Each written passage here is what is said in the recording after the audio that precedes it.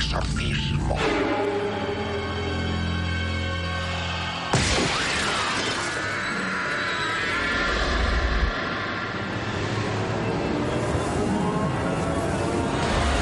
Prepárense para un viaje a lo desconocido. Un viaje que tiene como leitmotiv las preguntas que ustedes nos han hecho llegar en estas últimas semanas. Uno de los temas más reiterados, probablemente por el estreno en estas fechas de la precuela de la película del Exorcista, ha sido precisamente qué hay de verdad detrás del fenómeno de la posesión diabólica y de si existen realmente en pleno siglo XXI sacerdotes exorcistas que todavía se dedican a combatir al diablo. En nuestra mesa de trabajo hemos reunido a auténticos expertos que nos van a hablar de esta cuestión y lo vamos a hacer al hilo de sus preguntas. Precisamente por eso, en toda la edición del Otro Lado de la Realidad de esta noche, contaremos en esta mesa con Carmen Porter, nuestra compañera. Buenas noches, Carmen. Buenas noches, Javier. Es verdad que el Exorcista ha suscitado muchísimas preguntas de nuestros espectadores. El demonio, Satanás, Belcebú, siempre es una pregunta constante de nuestros espectadores, Javier. Hay cierto miedo a esta figura diabólica, pero también ciertas preguntas porque no se sabe muy bien de qué forma actúa Satanás. ¿Es verdad que en la actualidad sigue actuando, sigue habiendo posesos o es cosa de siglos anteriores? Es una de las preguntas que nos hacen nuestros espectadores, ¿exorcistas oficiales en España? Pues esa misma pregunta la vamos a trasladar inmediatamente a uno de nuestros invitados. Es el padre José Antonio Fortea, sacerdote, teólogo especializado en demonología, demonólogo, y que hace algunos años presentó su tesis El exorcismo en la época actual. También es autor de este tratado de demonología, Summa Daemoniaca, un estudio exhaustivo para teólogos sobre esta cuestión. Padre Fortea, buenas noches. Hola, buenas noches. Bienvenido. Le quería preguntar o trasladar esta pregunta que nos hacía Carmen Porter. ¿Es verdad que existen en la actualidad exorcistas oficiales, por decirlo de alguna manera, que trabajen en estos casos? Sí, desde luego eso no presenta ninguna duda. En la Europa más civilizada y más racionalista, en Estados Unidos, hay sacerdotes especializados en tratar este tipo de casos. En Nueva York, Londres, en Alemania.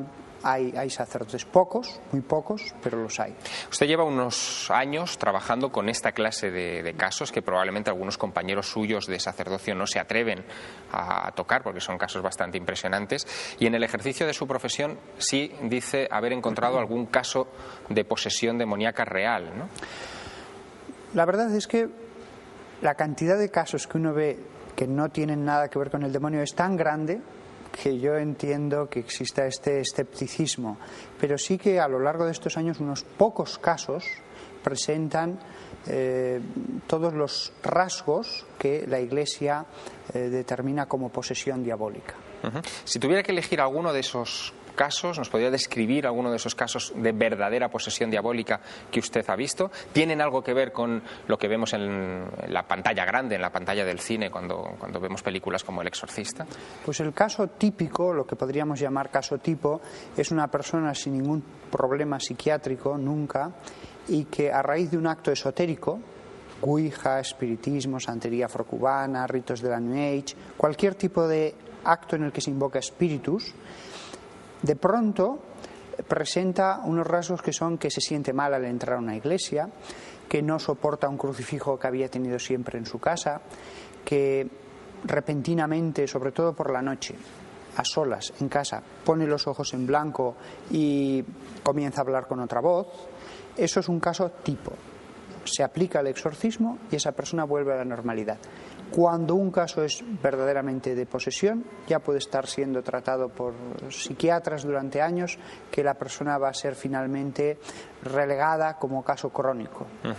No sé si estos síntomas los identificará el doctor Francisco Alonso Fernández, nuestro siguiente invitado esta noche en el plató del Otro Lado de la Realidad. Él es catedrático de Psiquiatría de la Universidad Complutense de Madrid, académico de la Real Academia de Medicina, director del Instituto de Psiquiatras de Lengua Española, autor de innumerables libros, una auténtica eminencia en cuestiones psiquiátricas. Buenas noches, doctor. Buenas noches. Estos síntomas de fe, no atreverse a entrar en una iglesia, tener fobia a los objetos religiosos, ¿tienen alguna explicación psiquiátrica o hay que recurrir a la posesión diabólica? Bueno, desde mi óptica, desde luego tiene una explicación psiquiátrica.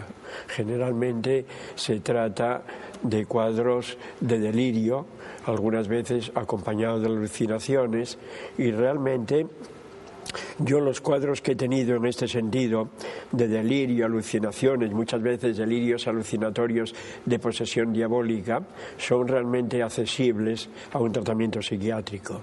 Es decir, que entran dentro de la psicopatología.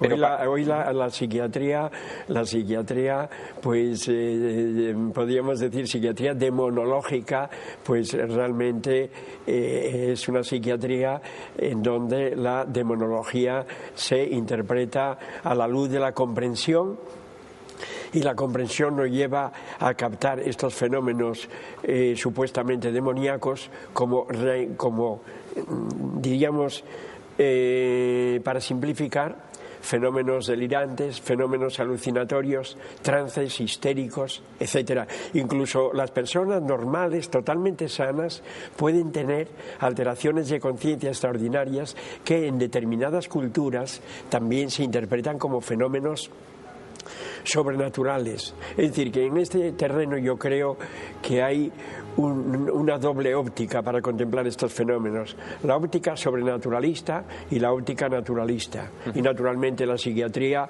se encuentra dentro de esta última.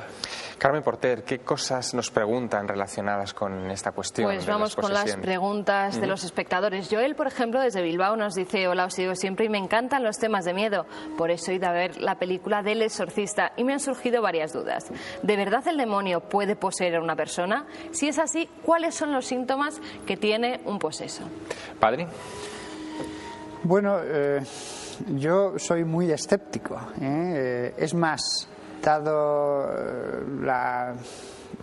el ministerio que realizo de recibir a esas personas que vienen a mí pidiendo consejo, pidiendo ser analizado su caso, debería decir que tengo que ser escéptico y escéptico profesional, viendo todas las posibilidades.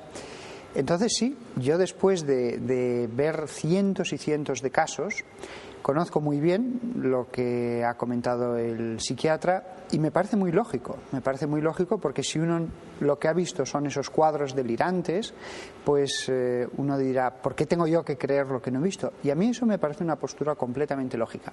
Lo que pasa es que en mi caso, digámoslo así, es el caso como el de un psiquiatra al que le envían los casos psiquiatras cuando dicen, esto lo llevo tratando desde hace 2 años, hablo por ejemplo de uno de los últimos casos que me enviaron, y cada vez se aleja más de la literatura que tengo sobre esta enfermedad. Es decir, una vez que uno conoce bien todos los mecanismos de la mente humana, toda la ramificación de enfermedades que puede presentar el DSM, hay casos que se salen completamente de esa racionalización. Pero padre, no ha respondido a nuestro espectador.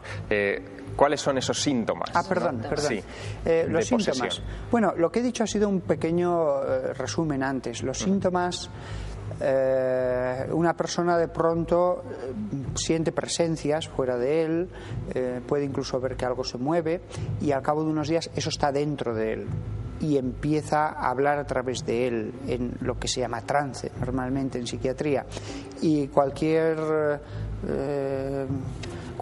terapia a la que se someta no va a dar resultado. Y es curioso, hay casos de posesos que empiezan a hablar lenguas extrañas. Y desde luego hay un hecho que eso lo he comprobado multitud de veces. ¿Y cómo se puede explicar desde la psiquiatría? Yo hablo en latín, que es el idioma que conozco bastante bien, para hablar, incluso a niños de 8 años, y contestan, lo entienden. Entonces aquí lo que vemos es que hay algo más. El síntoma esencial es que la persona va a decir, aquí hay algo más. que no se explica. Doctor, usted publicó hace algunos años un libro que se titulaba Estigmas, levitaciones y éxtasis, y también abordaba la problemática de la xenoglosia, de hablar en idiomas que no son propios de uno. ¿Esto tiene alguna explicación para la ciencia actual? Bueno, lo que yo puedo decir es que, y con arreglo a mi experiencia, es que la ciencia va cubriendo cada vez más este campo de fenómenos extraordinarios, fenómenos extraños. Cada vez hay menos fenómenos que no tienen una explicación científica. Por ejemplo, yo he tratado mucho en ese libro que usted ha tenido la atención de mencionar, Estigmas, levitaciones y éxtasis, el fenómeno de los estigmas. Y los estigmas, por ejemplo, pues antiguamente se planteaban o como hechos milagrosos o como fraude, y sin embargo ya en mi libro se plantean como fenómenos espontáneos o artificiales. Si son artificiales no tienen por qué ser fraude, porque muchas veces son producto del inconsciente durante el sueño, etcétera. Pero si son espontáneos, tampoco tienen por qué ser hechos milagrosos, porque resulta que hay fenómenos análogos no religiosos que demuestran la fuerza de las emociones para cristalizar en alteraciones, en este caso alteraciones de la piel con determinado significado, etcétera, etcétera. Es decir, que sería casi una manera de materializar los pensamientos, ¿no? Exactamente, una manera de materializar los pensamientos, de materializar las tendencias propias. Por ejemplo, una chica ve cómo azotan por la tarde a su hermano, lo sufre muchísimo, y aquella noche a esta chica a lo mejor le aparecen señales en la espalda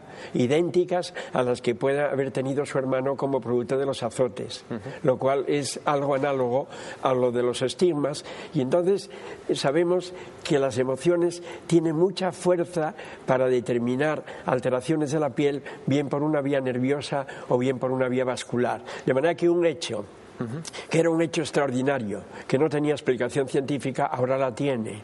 Hay una pregunta que sí me gustaría trasladarle, doctor, y también a usted, padre, que nos han hecho muchos espectadores, muchos de ustedes, que es si es necesario creer en el diablo para ser víctima de una posesión. Es decir, ¿hay que tener una fe predeterminada ya en cuestiones religiosas o no? Bueno, yo pienso que desde el punto de vista de la clínica psiquiátrica, indudablemente, para tener un delirio demonológico, vamos a hablar así, porque yo no, la posesión auténtica por la psiquiatría actual está contemplada como un fenómeno delirante, pues evidentemente es más susceptible de tener este tipo de cuadro clínico una persona que cree en el demonio. La prueba está en que los delirios cada vez son menos religiosos y cada vez son más técnicos. Las personas, como creen más en la técnica que en fenómenos de otro tipo, pues resulta que, por ejemplo, personas que tienen un delirio de persecución ya no piensan que le estén persiguiendo los diablos o los malos espíritus, sino que le están persiguiendo porque le envían influencias eléctricas, porque por medio de transmisiones técnicas del teléfono, etcétera, están influyendo sobre él. De manera que el delirio técnico, de contenido técnico, es cada vez más frecuente en detrimento del delirio de posesión demoníaca. Padre, la misma pregunta para usted. ¿Hay que creer en el diablo para ser una víctima suya? Hombre, yo concuerdo totalmente aquí con el catedrático en que es un hecho observado que los delirios cursan más con temática técnica o de otro tipo que con temática religiosa. Y eso tiene unas razones científicas que son muy claras. Sin embargo, cuando se produce un verdadero caso de posesión, es absolutamente indiferente el background que haya en la familia. Me he encontrado con... O sea, los antecedentes o creencias familiares, ¿no? No importa que sean ateos, no importa que la religión no se mencionara nada. Y hablo de un caso, por ejemplo, de una niña de 9 años que tuve. A mí me llegó después de que pasara por el equipo de psiquiatras, y lo que más sorprendía a los psiquiatras era que la familia tenía un alejamiento de la religión total y natural. Y de pronto la niña de 9 años, internada en un hospital psiquiátrico a los 9 años... cosa muy rara en un niño de esa edad, que esté internado y que al cabo de ese tiempo le diga al equipo de la Seguridad Social no sabemos lo que tiene, y es entonces cuando la familia nada religiosa dice, o sea, la tenemos aquí llorando todo el día aislada, no podía estar ni siquiera con un compañero porque lo asustaba. Y ustedes me dicen que no saben lo que tienen. Fue entonces cuando deciden llamar a la iglesia y me pasan al final ese caso. Pues bien, ¿y se resolvió el caso? La niña presentaba toda la idea que podía haber tenido un poseso de la Edad Media, el conocimiento, todo. Entendía latín perfectamente. Una sola sesión de oración, la niña al día siguiente estuvo en 24 horas en observación y a su casa. Nos quedan muy pocos instantes antes de irnos a la pausa publicitaria. Quisiera hacerles una pregunta para que me respondieran con una frase. Y es su valoración sobre el fenómeno que ha desatado estas preguntas y la inquietud social. La película del Exorcista. ¿Cómo la valoran ustedes, doctor? Yo solo he visto El Exorcista la primera parte, no la segunda. Y la primera parte me ha impresionado simplemente por su ridiculez y por su infantilismo. Bien, padre Fortea, ¿tiene algo de docudrama o no? No, es una colección de sustos. Una colección de sustos y nada más. En ningún caso una niña, en su caso, se ha levantado en la cama ni ha protagonizado cosas de este estilo. La película no refleja para nada ni lo que es el rito del exorcismo ni lo que es la posesión. Y en casos que hayan pasado delante de mí, sí, ha habido levitaciones y todo tipo de fenómenos extraños, sí. Pero los psiquiatras dirían que es la energía mental que está rondando por ahí. No, yo es que he estudiado en el libro Estigma, Levitaciones y Éxtasis y he llegado a la conclusión, y lo documento en el libro, de que jamás en la historia de la humanidad ha habido un caso auténtico de levitación. Bueno, la polémica desde luego está servida y abierta entre ciencia y religiones, la eterna controversia. Carmen Porter, quédate con nosotros porque hay preguntas de todo tipo y de otros temas muy diversos, ¿verdad? ¿Qué es lo que vamos a ver dentro de unos minutos? Pues vamos a hablar de momias, un tema que también interesa mucho porque mucha gente ha ido este verano a Egipto y se han encontrado con momias y también con historias como la maldición de Tutankamón. Bueno, pues vamos a intentar resolver todo ese tema y también ciudades míticas, la Atlántida. Bueno, pues de momias, de la Atlántida y de otras muchas cuestiones que ustedes nos preguntan cada semana, nos ocuparemos dentro de unos minutos, después de la publicidad. No se nos vayan. Gracias por acudir a esta mesa de trabajo. Hasta pronto.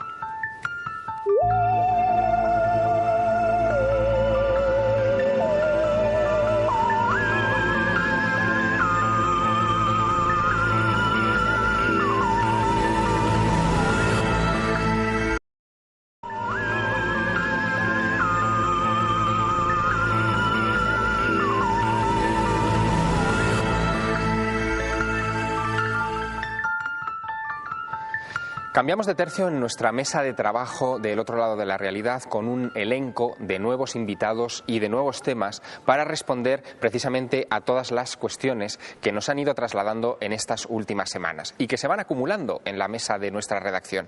Carmen Porter las ha ido desgranando una a una y nos trae algunas nuevas. Ahora, por ejemplo, hablaremos de momias. Carmen. Pues muchas preguntas en torno a las momias. Por ejemplo, Eusebio Estevez, que nos escribe desde Madrid, nos dice que este verano estuvo en Italia y se quedó muy impresionado con unas momias que había en una catacumba. Nos quería preguntar si sabemos por qué se quedaron en ese estado, si hay alguna explicación lógica o si se utilizó, por el contrario, alguna técnica para momificarlas. Bueno, pues para responder a estas y a otras cuestiones tenemos, por ejemplo, en nuestra mesa de trabajo a Nacho Ares, que es director de la revista de arqueología y autor de bastantes libros sobre el antiguo Egipto, uno de ellos precisamente dedicado a las momias, el Valle de las Momias de Oro, pero que también se ha ocupado e interesado por momias de otras latitudes. Buenas noches, Nacho. Buenas noches, Javier. ¿Estas momias que encontramos por Europa tienen algo que ver con las momias egipcias? ¿Hay alguna explicación sobrenatural o todo se explica de forma natural? Bueno, el caso de las momias que comentaba ahora Carmen a través de la pregunta del telespectador, me imagino que se estará refiriendo a las de Palermo, que además son un caso bastante espectacular y único, me atrevería a decir, en todo lo que es la momiología, que es prácticamente una ciencia paralela a estas ciencias que estudian el mundo de la antigüedad. En el caso de las momias de Palermo, comienzan a darse a finales del siglo XVI, creo que son las primeras, y es una tradición que se lleva a cabo hasta prácticamente comienzos del siglo XX, y además utilizando en algunos casos una técnica totalmente desconocida, llevada a cabo por algunos médicos locales, donde se han conseguido resultados realmente sorprendentes. sorprendentes, donde es prácticamente imposible discernir, darse cuenta de si efectivamente la persona a la que estamos viendo acaba de fallecer ahora o hace 100 años, ¿no? Hay casos realmente curiosos. Pero supongo, Nacho, además, que todo esto obedece en realidad al concepto del más allá, es decir, a tratar de preservar cuerpos para su viaje al otro lado, en el caso de los griegos a cruzar la laguna Estigia, en el caso de los egipcios a prepararse para su viaje a la Menti. Si me permites, Nacho, voy a introducir también a otro de nuestros invitados. Él es el profesor Federico Lara Peinado, doctor en Filosofía y Letras y profesor de Historia Antigua en la Universidad Complutense de Madrid. Su especialidad, profesor, es el Oriente Próximo, y me imagino que también se ha ocupado mucho de los preparativos del viaje al más allá en las culturas antiguas. ¿La momificación forma parte de esos preparativos de una manera especial en el Oriente Próximo, o es un fenómeno solo de ahí, o también lo encontramos en otras latitudes del mundo? Buenas noches. Desde el punto de vista de la momificación, los documentos del Próximo Oriente Antiguo en ningún caso recogen el tema de la momificación. Tampoco se han encontrado momias hasta el momento presente, por lo que yo sé. Eso sí, tenían una cultura también dedicada hacia la muerte, con una serie de ceremoniales muy fastuosos, sobre todo los emperadores asirios, sobre todo los reyes sumerios, que incluso llegaban a enterrar a un número muy elevado de servidores. Ahora, desde el punto de vista de la deposición del cadáver, utilizan la inhumación y la incineración, pero que se sepa, no utilizan la momificación. Incluso los persas exponen los cadáveres para que sean devorados por las propias aves en unas parihuelas específicas. Por tanto, no se conocen, salvo que alguna momia por circunstancias geográficas o de clima se haya podido conservar, pero de hecho no se dedicaron a la momificación. Es decir, que el caso egipcio es bastante excepcional, por tanto.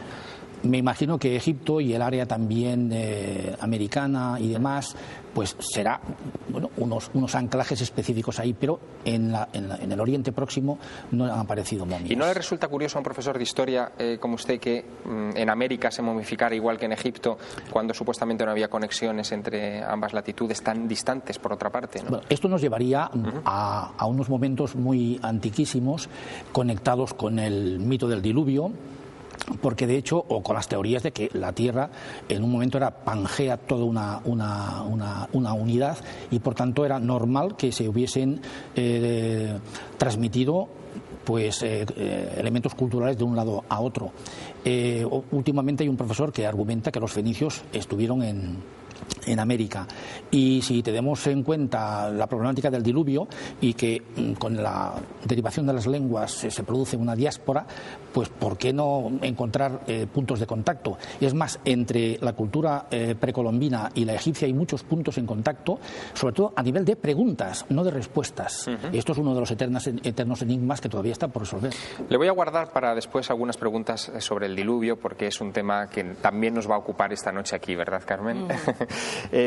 Vamos a introducir una serie de preguntas que hemos trasladado a Carmen Pérez Díez, la directora del Museo Arqueológico Nacional en Madrid, al respecto de la momificación y cómo todo esto está vinculado a la comprensión y a la idea que tenían los antiguos egipcios del más allá. Precisamente le preguntábamos cómo entendían los primitivos egipcios, los constructores de pirámides, ese Amenti, esa región de los muertos, ese más allá. Los egipcios pensaban que después de la muerte existía una vida en el más allá, pero para sobrevivir necesitaban un soporte en el cual las partes del individuo, su alma, su la personalidad en la que estaba dividido, encontrara un lugar, el soporte para volver a apoyarse en él. Por ello, momificaban el cuerpo. En Egipto prácticamente es impensable, o en ningún momento que se conozca se practicó la incineración, porque el cuerpo era absolutamente necesario preservarlo y mantenerlo. La que fue directora del Museo Arqueológico Nacional y también directora de algunas expediciones a Egipto, a Heraclópolis, también nos explicaba cómo eran esas técnicas de momificación en el Egipto faraónico.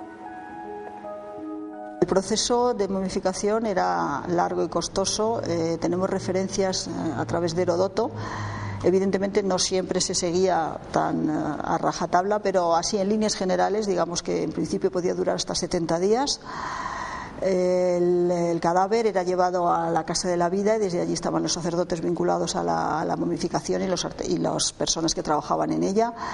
En principio se hacía una incisión en el costado y a través de ahí se sacaban las vísceras que se momificaban aparte.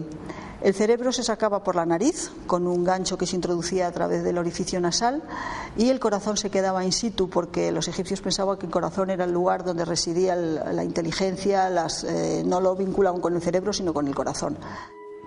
Esta parte de la momificación siempre me ha impresionado particularmente. Por supuesto, le hemos preguntado también por algo que quizá muchos madrileños desconocen, que es que en Madrid conservamos algunos ejemplares de momias egipcias bien interesantes. Y Carmen Pérez Díez nos explica cuáles son las que podemos admirar aquí mismo, en el Museo Arqueológico Nacional. El Museo Arqueológico Nacional conserva en la actualidad 4 momias egipcias. 3 de ellas están expuestas, la otra está se guarda en los almacenes del Museo Arqueológico Nacional porque su estado de conservación no es demasiado bueno. Y hay una 4ª en exposición que no es una momia real, es una recreación de momia, es una momia falsa en definitiva, pero que no está pensado como para intentar engañar a nadie, sino simplemente es un soporte para sujetar los cartones que cubrían las momias, que son auténticos. Con respecto a las otras, pues generalmente proceden de colecciones particulares que ingresaron en el museo en el siglo XIX o a principios del siglo XX como resultado pues de donaciones o de ventas que se hacían al Estado en ese momento. Enorme curiosidad es la que suscita el asunto de las momias. Y para hablarnos también de las momias modernas y de algunos casos relacionados con su análisis forense, hemos invitado a nuestra mesa de trabajo a José Antonio García Andrade. Buenas noches. Buenas noches. Él es asesor del programa de televisión Lo que me contaron los muertos, de gran éxito en televisión española, y profesor de psiquiatría forense en la Universidad Complutense de Madrid. Para usted, profesor, Carmen Porter le tiene reservada una pregunta de nuestros espectadores. Adelante, Carmen. Pues sí, Javier, porque es muy interesante lo del tema de la momificación. Tú decías antes que siempre te impresionaba esa parte de la momificación. No eres el único. Ana García nos preguntaba y nos decía que desde siempre le ha gustado mucho la historia, sobre todo la egipcia, que además está ahorrando para irse este verano a Egipto. Pero lo que más le llama la atención son las momias. ¿Cómo hacía esta cultura para momificar a sus seres queridos? ¿Qué materiales utilizaban? Pues la verdad es que es todo un rito que muchas veces se sigue empleando hoy día en los embalsamamientos, porque realmente la momificación puede ser natural por alguna situación ambiental, como puede ser los grandes desiertos o pueden ser los grandes cimas de las montañas. Entonces conservan bien los cadáveres y se momifican. Pero realmente quizás lo que más nos interesa es pensar por qué se embalsamaban los cadáveres en Egipto, que además muchos de ellos tienen una conservación perfecta, que se ha tratado de imitar y hoy día se ha superado sin duda ninguna el embalsamamiento de los cadáveres. Hay gente que quiere embalsamar a sus seres queridos. ¿En la actualidad? En la actualidad. Ajá. Hay otro hecho que es político, como por ejemplo, durante años, me parece que fue Lenin el que estuvo en la Plaza Roja, que estuvo embalsamado y estaba conservado con desfile continuo y permanente de personas que iban a contemplar a su líder político. O sea que todavía incluso, ya no por razones religiosas, sino incluso por razones políticas o por razones afectivas y emocionales, se contaba el caso de un catedrático de medicina que tenía un gran amor por su hija, la embalsamó para tenerla todo siempre presente y siempre con ella, y verdaderamente eso es un caso que todavía se conserva, el cadáver de la hija de este hombre en el Museo de San Carlos. Dígame una cosa, profesor García Andrade. Ustedes, los forenses, sacan muchísima información apenas de una astilla de un hueso, por ejemplo, durante la consecución de un crimen o la investigación de un crimen. En el caso de las momias supongo que les darán una información fantástica sobre hábitos alimenticios, la salud, en fin, cosas que un cuerpo normal no les proporcionaría, unos restos mortales normales, ¿no? El cuerpo siempre nos va a decir cosas, siempre nos va a decir cosas. Claro, cuando yo digo lo que me contaron los muertos, se trata de un diálogo, pero de un diálogo forense, de un diálogo racional, no de un diálogo como pensaban aquellos santeros cubanos, ¿no? Pero verdaderamente sí es curioso cómo, yo siempre me fijo, por ejemplo, en las uñas de los pies. Las uñas de los pies de la momia o del cadáver me dice tantas cosas las uñas de los pies, cuáles son sus conductas higiénicas, cuál es su conducta cultural, es decir, incluso de eso que es tan nimio como las uñas de los pies, les podemos sacar mucha información. Nacho Ares, en el caso de la momia de Ramsés II, una de las más impresionantes que se conservan en la actualidad, se llegó incluso a decir que tenía restos de tabaco, de planta de tabaco, y el tabaco era una planta que no existía en el antiguo Egipto, era una planta americana. ¿Se ha investigado este misterio? ¿Se sabe algo? ¿Hay alguna hipótesis para explicarlo? Hombre, más que tabaco, lo que se detectó en los estudios que se hicieron a mediados de los años 70 en el Museo del Hombre de París para restaurarla, todas las colonias de Aspergillus y microorganismos que se detectaron y que iban deteriorando la momia, es que había restos de nicotina. Lógicamente son muy pocos los elementos naturales que contienen esta sustancia, y se especuló con la posibilidad de que se hubiera utilizado el tabaco para la momificación de la momia de Ramsés II.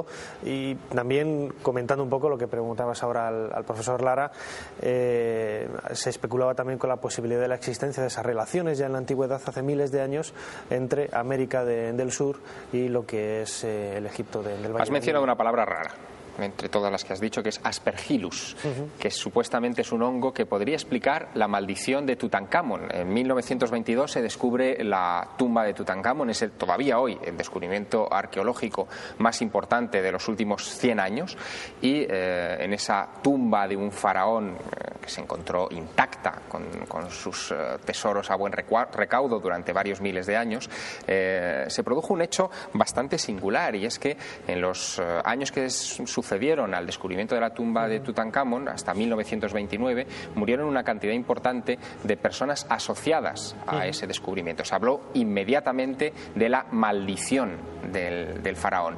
Nacho Ares, esto tiene una explicación científica, o por lo menos hay una hipótesis que trata de aclarar lo que es por este Aspergillus, ¿no? Este hongo. Nadie puede negar la presencia de esas muertes, es decir, bien es cierto que no son muertes relacionadas con los miembros del equipo de Howard Carter, que era el arqueólogo inglés que trabajaba en la tumba, pero sí de personas que de una forma casual accedían a visitar este lugar y fallecían, muchos de ellos por afecciones de tipo respiratorio. Con el paso de los años se realizaron una serie de investigaciones y se detectaron en muchos elementos orgánicos que aparecieron en la tumba, como los muebles, la madera de los muebles, los alimentos, tejidos, etcétera, restos de un microorganismo, un hongo que es el Aspergillus, en concreto el Aspergillus niger, que muy posiblemente fue el detonante de estas muertes. Hay que pensar que por el proceso de la putrefacción el hongo aparece de forma natural en estos elementos orgánicos, en estos elementos, como decía ahora, la madera o de los muebles, etcétera, y que es capaz de permanecer latente durante siglos en un espacio cerrado a una temperatura ambiente normal y controlada, como es lo que sucedía dentro de lo que es la tumba de Tutankamón, y reactivarse de forma automática y también de forma natural al contacto del nuevo oxígeno, lo que provocaba la aparición de este hongo. Doctor García Andrade, supongo que usted se protegerá bien cuando examine un muerto de estas características, ¿no? Y sobre todo otro factor que yo creo que influyó mucho en todas aquellas muertes, que es la emoción. La emoción mata, eso sin duda ninguna. Entonces esa emoción puesta en relación con el Aspergillus, pues evidentemente la posibilidad de producir un asma bronquial, pues es muchísimo mayor, y el asma bronquial va a determinar muchas veces una insuficiencia respiratoria y la muerte. O sea que yo creo que aparte de los hongos hay ese factor emocional que debieron de tener todas estas personas que bajaban a hacer ese descubrimiento, que para un experto en estas materias pues debe ser la gran aventura de su vida, ¿no? La gran emoción. Entonces, pero yo pienso que sí, el hombre es una unidad de emoción, de físico, de somático, Entonces yo creo que yo valoro mucho la emoción, porque muchos de mis muertos, de los que he estudiado, la causa de la muerte fue la emoción. Bueno, le invitaremos en otra ocasión a esta mesa para que hable de sus muertos. Muchísimas gracias, profesor García Andrade, y le emplazamos desde luego a una siguiente edición del Otro Lado de la Realidad.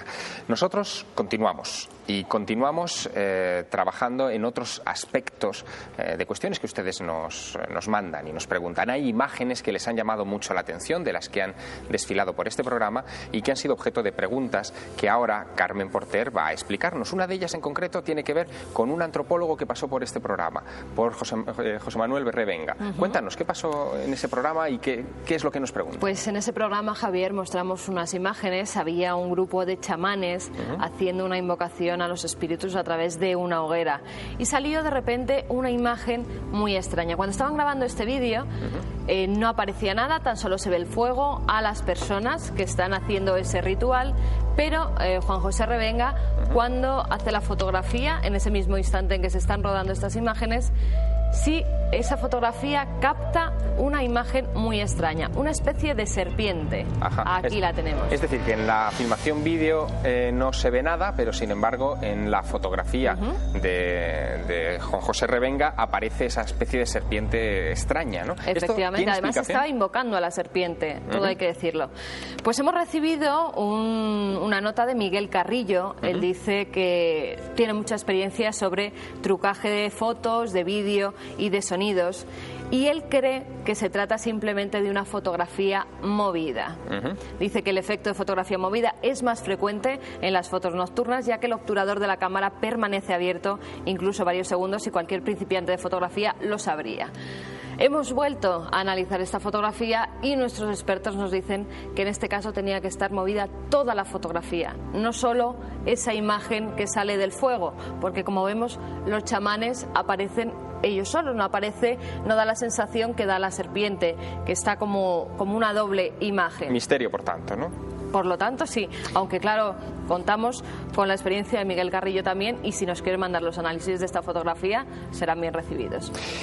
Misterio también es la enorme participación con la que se ha acogido nuestra encuesta sobre las profecías, esa encuesta que nosotros tenemos para que ustedes participen desde casa en la página web de Telemadrid, www.telemadrid.es.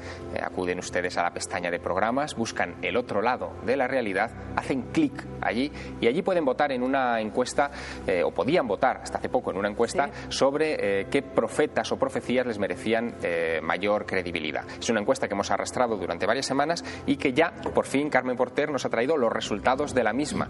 Carmen, ¿qué es lo que...? A mí me siguen sorprendiendo los espectadores, Javier. Yo creía que era Nostradamus, que era nuestra primera opción. Era nuestra primera opción y ha conseguido el 40,52% de los votos. San Malaquías era la segunda. Muy poquita gente, el 8,21% de los votos. Las niñas de Fátima, también mínima, 6,61%. Y la palma se la lleva el Código de la Biblia. Un 44,66% de los votos creen que es el Código de la Biblia lo más fiable, las profecías o profetas que le parecen más precisos, Javier. Bueno, la Biblia va a ocupar un lugar desde luego especial también en esta parte del programa, porque nos vamos a adentrar en el asunto de las civilizaciones desaparecidas, de las causas de esas civilizaciones desaparecidas, y vamos a analizar algunos aspectos realmente curiosos. Contemplen estas imágenes, las habrán visto ustedes, pertenecen a una película de gran éxito, que es El día de mañana, que habla de la posibilidad de que un cambio climático repentino arrase con nuestra civilización. La pregunta que se suscita nada más ver estas imágenes: ¿cuántas veces ha sucedido esto ya en el pasado de la humanidad? Hemos sufrido otros cambios climáticos hace, por ejemplo, 9 o 18.000 años, que es la época en la que se calculan las últimas dos eras glaciales. Han desaparecido en esos periodos remotos del pasado culturas culturas importantes. ¿Quedan algunos restos todavía o quedan recuerdos de esas catástrofes, de esas inundaciones súbitas en los mitos del diluvio que se encuentran en todas las culturas del planeta? Bueno, son preguntas que están ahí, por las que ustedes también nos han cuestionado en estas últimas semanas y que desde luego vamos a trasladar a nuestros invitados en la mesa del otro lado de la realidad. Hablábamos antes con el profesor Federico Lara Peinado sobre el asunto del diluvio. Hemos dejado ahí un poco la cuestión abierta. Profesor Lara Peinado, este asunto del diluvio, que usted ha estudiado muy bien relacionado con Sumer, se encuentra en muchísimas culturas de la antigüedad, ¿no? De la antigüedad, perdón, y de nuestros días. Se han contabilizado 270 versiones de diluvios universales a lo largo de todo el planeta.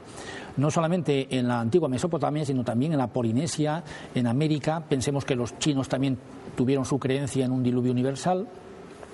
Los hindúes también creyeron en un diluvio universal, con nombres específicos, porque el Noé bíblico tiene muchos nombres a lo largo de las distintas culturas, y desde luego pues la ciencia deriva entre los que creen a pie juntillas la existencia de un diluvio y los que totalmente la niegan por ser una fábula moral y un absurdo.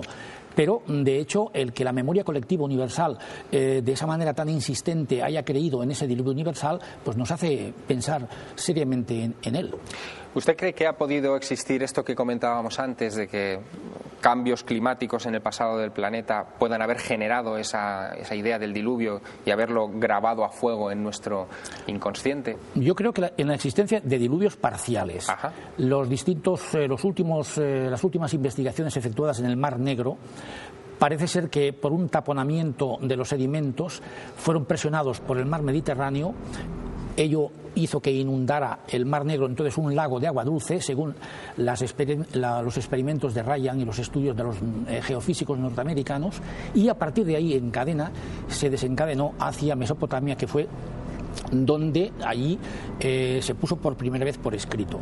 Diluvios parciales ha habido en otras épocas, igual que elementos de cambios climáticos asociados a pestes y hambrunas. Por ejemplo, en historia antigua una fecha clave es el año 1200 a.C., que dio origen pues a la desaparición de la importante cultura hitita, a la presencia de los pueblos del mar, últimamente cuestionados por los egiptólogos, pero que fue un corte uriato entre lo sucedido antes de 1200 con las grandes culturas de los sumerios, acadios, asirios y babilonios, y las culturas posteriores, sobre todo incardinadas en el antiguo Egipto.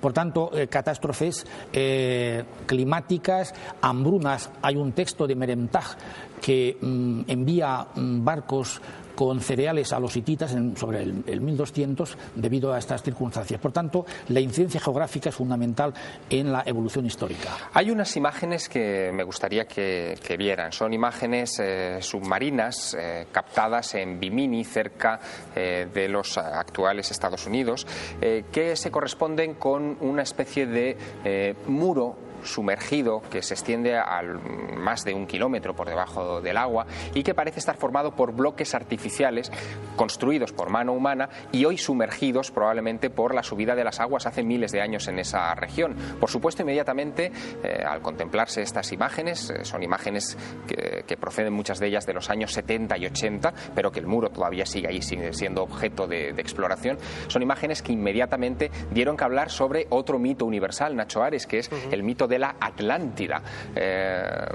Este tipo de ruinas sumergidas podrían realmente aclarar el misterio de que efectivamente existió una civilización grande en la antigüedad y que se perdió.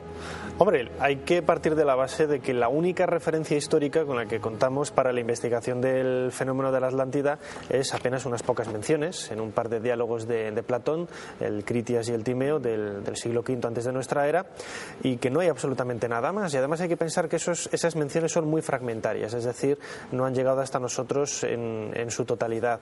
A partir de ahí, lo que se ha hecho, entiendo que en una gran medida se ha especulado mucho con lo que podría haber sido de realidad todo aquel trasfondo histórico, posible trasfondo histórico de la Atlántida. Pero no me cabe la menor duda de que seguramente Platón, viendo de una manera un tanto realista o bien intentando recrear una situación que podía haber sucedido efectivamente siglos antes que él, en el 9000 más o o menos antes de nuestra era, es la fecha que él propone. Sí que debió de existir una civilización, una cultura, lógicamente él dice avanzada, pero avanzada para lo que es un griego del siglo V antes de nuestra era. Pero no es menos cierto, Nacho, que también en otras latitudes pasa como con el diluvio, se habla de civilizaciones desaparecidas. Estoy recordando los mitos de Mu, por ejemplo, en el Pacífico, ¿no? Sí, son tradiciones que efectivamente, al igual que como comentabas en el diluvio, encontramos en diferentes puntos del planeta. La descripción que hace Platón de la Atlántida, que decía que estaba más allá de las columnas de Hércules, es decir, situándolo, según muchos investigadores, más allá del estrecho de Gibraltar, donde estarían las columnas de esta divinidad, pues se ha buscado en lo que es el océano Atlántico.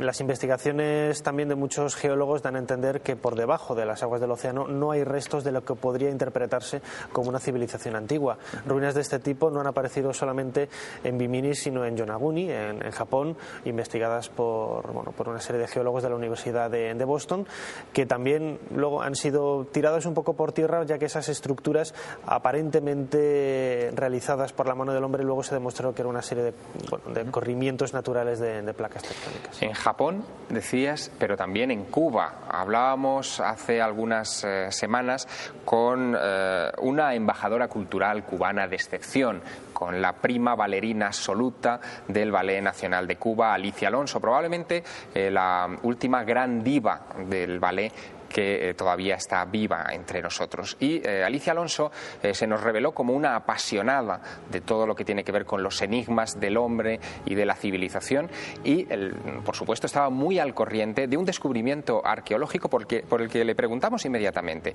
y que tiene que ver con otras ruinas submarinas. Vamos a escucharla. En Cuba se ha hecho un descubrimiento recientemente que puede entroncar con la Atlántida. ¿Nos lo podría explicar? En la parte de Cuba, en Pinar del Río, en la punta, la parte que está para hacia México, se han encontrado y no han podido indagar bien, porque es muy profundo, muy profundo. Se dice que ahí, en una época, Cuba estaba unida a México, era toda una pieza, y parece que cayó un meteorito muy grande, de una potencia inmensa, y hundió todo aquello. Algunas veces dicen que todo lo que había maya, de la civilización maya, se hundió ahí, o no sabemos. Pero el hecho es que encontraron y se vieron algo de unas estructuras que en la forma que estaban y que están hechas y que están cortadas y puestas, luce una cosa hecha por un pensante, por un cerebro. Pero es tan profundo que para estudiarlo tendrían que tener aparatos especiales que nosotros no tenemos, y no sé, se dijo algo de eso, se habló, y sé que Francia y otros países fueron, pero se han quedado callados. Porque si es verdad que lo que hay ahí es una ciudad sumergida, cambiaría la historia del mundo. Con Alicia hablamos de muchas más cosas que iremos desgranando en próximos programas, porque fue una de esas entrevistas realmente intensas. Intensas también son las preguntas que ustedes nos envían relacionadas con este particular, con el asunto del diluvio. Carmen Porter, hay otras, ¿verdad? Hay muchas preguntas. Por ejemplo, la de Sebastián Fernández, que nos preguntaba si todas las destrucciones del pasado habían sido de lluvia o había habido de otro material.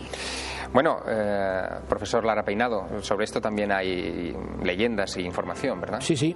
Por ejemplo, de las 270 versiones en 70 idiomas distintos que recogen la existencia de un diluvio universal, todas coinciden en un diluvio de agua, excepto la versión del islamismo.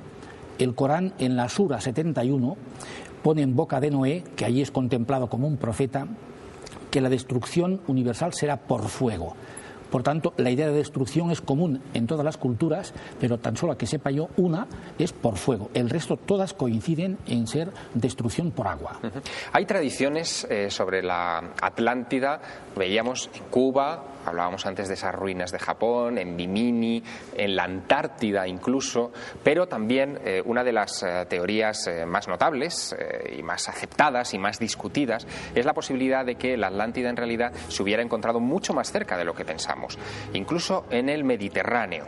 Y a ese respecto le preguntábamos hace algún tiempo a Paulino Zamarro, un investigador de la Atlántida español que tiene una teoría muy peculiar, sobre qué evidencias geológicas existen al respecto para defender la idea de la Atlántida mediterránea. Si el Mediterráneo en algún momento sufrió algún aluvión, alguna inundación, y él cree que sí, y que uno de los escenarios de ese aluvión fue el estrecho de Gibraltar. Nos lo cuenta.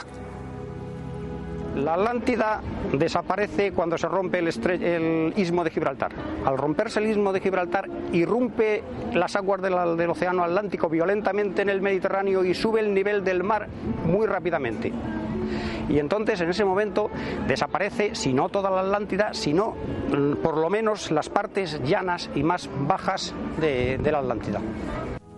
Paulino Zamarro se muestra muy optimista sobre la futura ubicación de la Atlántida. Él cree que ese descubrimiento se producirá más tarde o más temprano en torno a la región isleña de Minos. Nos lo cuenta.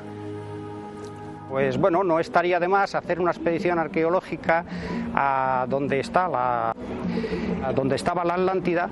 Realmente la profundidad no es muy grande hoy día, con los medios que hay se puede conseguir bajar y se pueden encontrar restos arqueológicos seguramente, aunque no hay que esperar que esos restos arqueológicos sean a lo mejor deslumbrantes, a lo mejor son simplemente alguna casa señorial o poco más. Bueno, la Atlántida es la eterna búsqueda, sin duda, y ustedes nos seguirán preguntando también, de eso estamos seguros, por los nuevos avances en la investigación de este continente perdido. Cuando se produzca algún descubrimiento, volveremos a convocar, desde luego, a nuestros invitados a esta mesa de trabajo, tanto al profesor Lara Peinado, muchísimas gracias por aceptar nuestra invitación, como también a Nacho Ares, que no sé cómo verá este asunto de la Atlántida mediterránea. Una posibilidad más. Una posibilidad entre muchas. Una posibilidad entre muchas. Bien, ojalá todo esto se aclare pronto. Carmen Porter, te emplazo a la semana que viene y a que sigas recogiendo toda esta información que nos envían semana tras semana nuestros espectadores. Que sí, aquí estaremos dando respuesta cada semana a esas preguntas, a esas cuestiones y a esas fotografías tan misteriosas que nos envían. La aventura, por tanto, del otro lado de la realidad continuará aquí dentro de 7 días. Gracias por acompañarnos.